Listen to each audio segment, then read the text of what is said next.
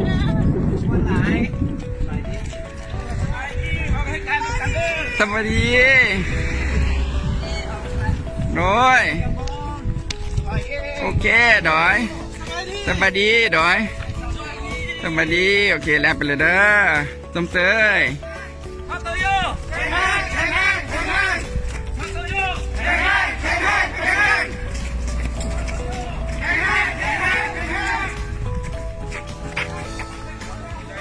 สละเวลาอาทิตย์ข้าวของตัวเองสละความสุขส่วนตัวตอนเศร้าของตัวเองแล้วก็ร่วมนั่งกิจกรรมอาทิตย์ข้าวของตัวเอง ดอยดอย อันนึงมี